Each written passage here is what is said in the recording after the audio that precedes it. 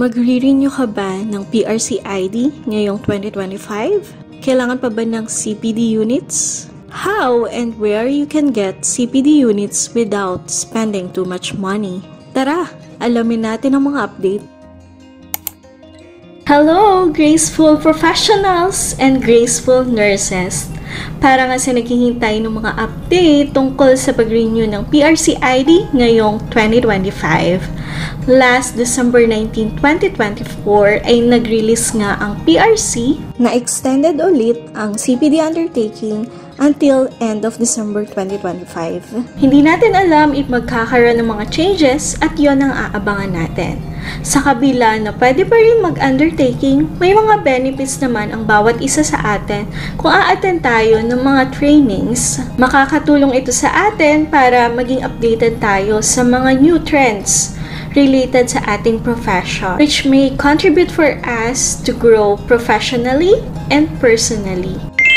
Para sa ating mga graceful nurses, ito nga ang ilan sa mga trainings or webinars at mga accredited provider na may ongoing at upcoming ngayong 2025, kung saan ay hindi naman kinakailangan gumastos ng malaki. Para sa mga online training, meron tayong ongoing na utilization review training course conducted by Precious May Puri Health Coaching Services. Ang registration fee is only 150 pesos and it's already equivalent sa 5 units. Meron din tayong training from St. Jude Training Center and ang registration fee niya is 140 pesos. Nagaganapan siya on March 29, 2025, it's a psychiatric nursing topic. Ang nakalagay naman dito ay open siya to all. Meron ding provider na Accelerate Integrated Solution and Corporation. Marami silang iba't ibang topic and iba't ibang schedule.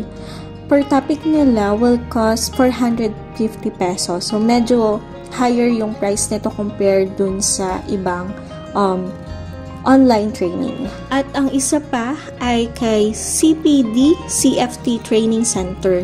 So yung nakita ko dito tapos na siya, pero I believe baka may mga next topic pa sila na upcoming sa mga susunod na buwan.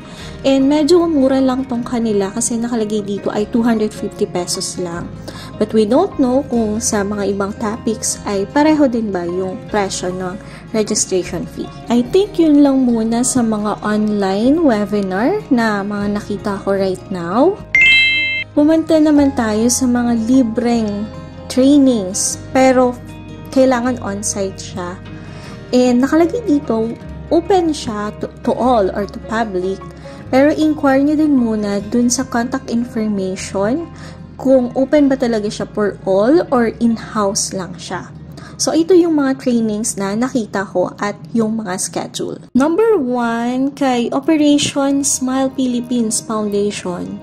Meron silang Pediatric Advanced Life Support and Basic Life Support na nakaschedule ngayong darating na March. So, inquire nyo na lang kung open pa siya for registration. Another one na nakita ko ay itong sa East Avenue Medical Center.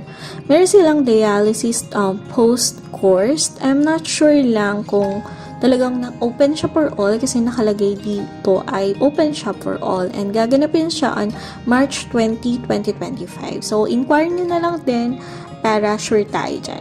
I think yun lang yung doon sa mga trainings na on-site pero nakalagay is libre siya or walang registration fee na babayaran. And meron akong nakita para sa mga faculty members na nagtuturo ng public health nursing courses for at least 3 years. Meron silang ino-offer na 6 course duration na ikakandak by University of the Philippines, Manila, College of Nursing. Ang topic nito is Enhancing Faculty Competencies in Teaching Public Health Nursing in the BSN program. Gaganapin siya on March 8, 2025 to April 23, 2025 and 45 units siya.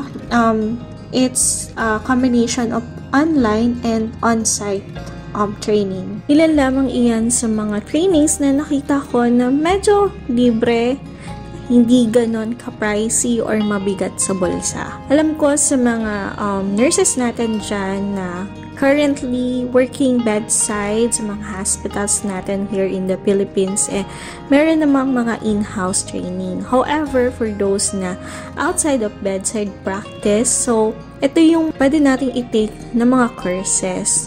And, syempre, pili lang din tayo ng courses na talaga makakatulong sa atin professionally and personally. Kasi, halimbawa, hindi ka naman totally nagpa-practice ng bedside, then a-attend ka ng training like hemodialysis and like you're working as a utilization review nurse. So, parang napaka-unrelated naman nung training na inatenan natin. So, sayang lang din kasi hindi siya mag-a-add up sa professional knowledge natin. Tiyaga lang din tayo sa paghahanap ng mga courses na related sa kung ano yung current na pinapractice natin, na related pa rin sa profession natin. Hanggang dito na lang muna. Thank you for watching Gracefully Yours. Please subscribe.